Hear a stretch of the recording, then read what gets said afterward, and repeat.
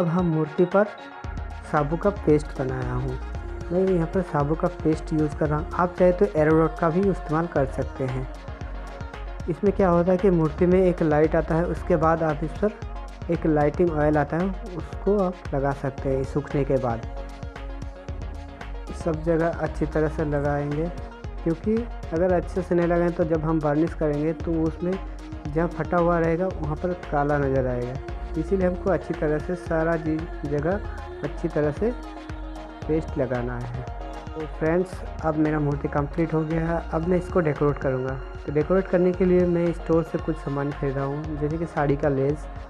मैं साड़ी का लेस से माँ दुर्गा का पाड़ बनाऊँगा, और ये जो देख रहे हैं इससे मैं माँ दुर्गा का कंगन बनाऊँगा।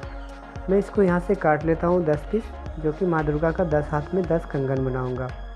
ये बहुत ही सुंदर लगेगा देखने में।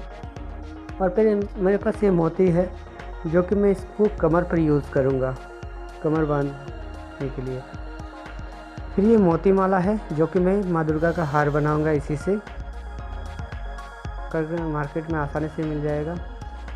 मेरे पास एक मंगलसूत्र है, जो कि मैं मंगलसूत्र को यहाँ से काट लूँगा दोनों तरफ से, और मैं इसको माँ दुर्गा का जो ताज होता है वो बनाऊँगा। ये बहुत ही स्टोन का काम किया हुआ, आप चाहे तो दूसरा भी यूज़ कर सकते हैं।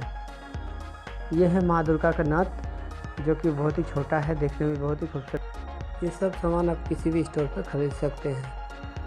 मेरे पास ये प्लेट है, जो कि नाश्ता का प्लेट है। मैं इस पर माँ दुर्गा का अस्त्र शस्त्र बनाऊंगा। तो इसको मैं अच्छी तरह से काट कर डिज़ाइन से, जैसा अस्त्र होता है उस हिसाब से मैं बनाऊंगा। तो चलिए मैं पहले कंगन लगा देता हूँ। कंगन लगाने के बाद उस पर हम अस्त्र शस्त्र लगाएंगे। और अगर आप मेरे चैनल पर नए हैं तो प्लीज़ मेरे चैनल को सब्सक्राइब कर दीजिए, और साथ में बगल वाला बेल आइकन को भी प्रेस कर लीजिए, ताकि मेरी इसी तरह का वीडियो आप लोग को तुरंत मिल सके।